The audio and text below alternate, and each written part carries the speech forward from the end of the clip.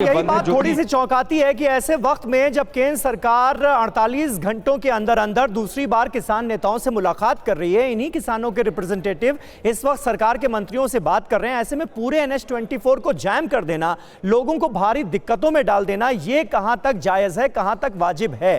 क्योंकि कानून व्यवस्था संभालना भी प्रशासन का काम है और ये प्रशासन के लिए भी बड़ी चुनौती हो जाती है कि एक तरफ किसान आंदोलित हैं और दूसरी तरफ वो लॉ एंड ऑर्डर मेंटेन कैसे करें, क्योंकि पूरा हाईवे जो है वो ब्लॉक कर दिया गया है। बहुत ही व्यस्त हाईवे है ये NH-24 जिसे ब्लॉक कर दिया गया है। बहरहाल किसान क्रांति को लेकर आज आर या पार के मूड में नजर आ रहे हैं किसान और 1 घंटे से ज्यादा वक्त बीत चुका है। मीटिंग लगातार जारी है विज्ञान भवन में और आज किसान नेताओं की संख्या ज्यादा है। 40 किसान संगठनों से जुड़े नेता इस वक्त केंद्र सरकार के मंत्रियों के साथ मीटिंग का हिस्सा हैं और केंद्र सरकार के 3 मंत्री किसानों को समझाने की कोशिश कर रहे हैं, उनके सवालों का जवाब देने की कोशिश कर रहे हैं।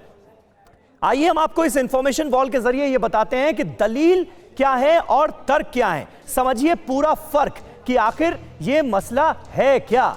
ये देखिए, दलील वर्सेस तर्क। कानून नंबर 1, कृषि उपज व्यापार एवं वाणिज्य बिल 2020, इसको लेकर बहुत सारे सवाल हैं लोगों के मन में। और किसान की दलील क्या है कि MSP सिस्टम खत्म हो रहा है, मंडियां खत्म हो जाएंगी, बाहर फसल बेचेंगे तो मंडियों का वजूद जो है वो धीरे धीरे करके खत्म हो जाएगा। ई-नाम ट्रेडिंग का क्या होगा? ये सारे सवालात हैं। अब एक एक करके इसका जवाब सुनते हैं। सरकार ने तर्क क्या दिया है? MSP सिस्टम को लेकर सरकार ने यह बिल्कुल क्लियर कर दिया है कि यह तो पहले जैसा ही रहेगा, इसमें कोई बदलाव नहीं किया जाएगा। हां, एक बात जरूर है कि किसान यह चाहता है कि कानूनी बंदिश हो जाए कि MSP तो मिलेगा ही किसानों को, लेकिन सरकार यह कह रही है कि प्रशासनिक व्यवस्था के तहत MSP जो है वो सिस्टम आराम से चल रहा है, तो उसमें बदलाव की जरूरत क्या है?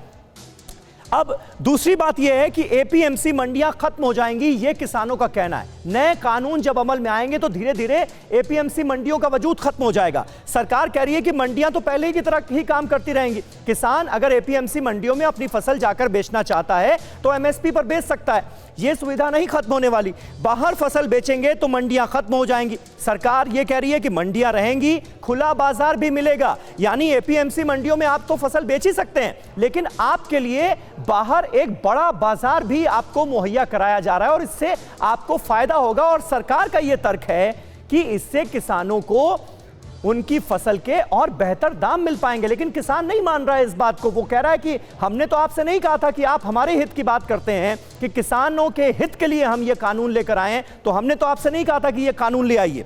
अब ई-नाम ट्रेडिंग का क्या होगा? ई-नाम ट्रेडिंग भी जारी रहेगी, ये सरकार की तरफ से साफ किया गया है और यह बताना बहुत ज्यादा जरूरी है। ऐसे में जब किसान आंदोलनरत हो तो उनके सवाल क्या हैं और सरकार का जवाब क्या है, यह समझिए जरा। अब कानून नंबर 2 की हम बात करते हैं। इसका नाम है कृषक कीमत आश्वासन और कृषि सेवा पर करार बिल 2020। अब इसको लेकर किसानों के मन में बहुत सारे सवाल हैं। किसान की दलील यह है कि कॉन्ट्रैक्ट करने पर उनका पक्ष कमजोर होगा।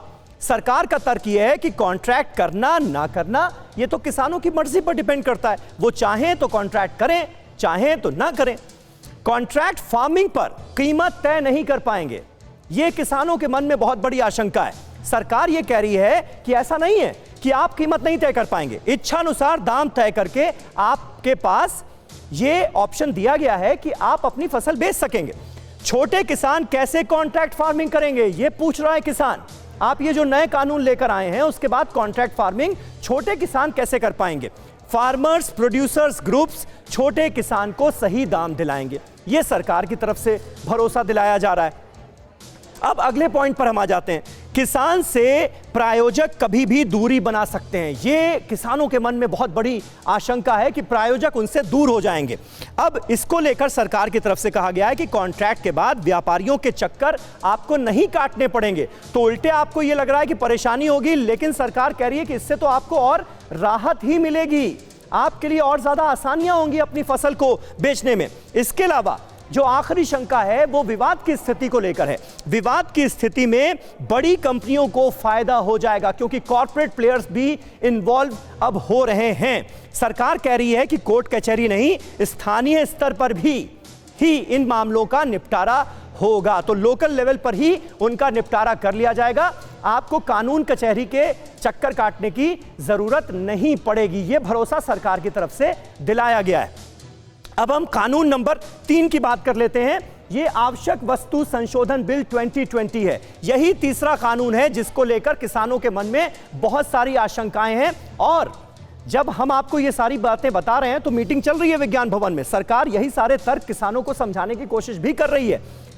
बड़ी कंपनियां स्टोरेज करेंगी और बड़ी कंपनियों का दबदबा, कॉर्पोरेट प्लेयर्स का दबदबा बढ़ जाएगा। यह किसानों के मन में बहुत बड़ी आशंका है।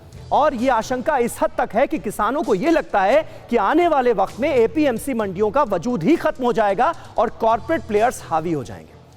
बड़ी कंपनियां स्टोरेज करेंगी। सरकार का तर्क यह है कि कीमत बढ़ने पर सरकारी शक्तियां इस्तेमाल होंगी। तो आप चिंता मत कीजिए कि बड़ी कंपनियों के हाथ में पूरा बाजार चला जाएगा। बड़ी कंपनियों का खेती में दखल बढ़ेगा। यह किसान के मन में दूसरी बड़ी आशंका है तीसरे कानून को लेकर। सरकार यह कह रही है कि निजी निवेश बढ़ेगा, इंफ्रास्ट्रक्चर मिलेगा, तो इससे आपको फायदा होगा। अब आप देखिए कि कोल्ड स्टोरेज की बहुत बड़ी समस्या है और सरकार यह मानकर चल रही है कि अगर हमें खेती को मॉडर्न करना है, मॉडर्नाइजेशन करना है एग्रीकल्चर सेक्टर का, तो उसके लिए प्राइवेट प्लेयर्स जो हैं, जो कॉर्पोरेट प्लेयर्स हैं, उनको इन्वॉल्व करना होगा ताकि इंफ्रास्ट्रक्चर बढ़े। यही समझाने की कोशिश की जा रही है किसानों को भी। अब तीसरी आशंका यह है कि काला बाजारी बढ़ सकती है, ब्लैक मार्केटिंग बढ़ेगी। यह किसानों को लगता है। सरकार यह कहती है कि इंस्पेक्टर राज इससे खत्म होगा और जो करप्शन होता है, जिस तरह से आढ़तिये और बिचौलिए किसानों का दोहन करते हैं, उस पर लगाम लग सकेगी। तो इससे आपको फायदा होगा, यह सरकार बताने की कोशिश कर रही है। फिक्र आपकी, सोमवार से शुक्रवार रात 9 बजे सिर्फ TV9 भारतवर्ष पर।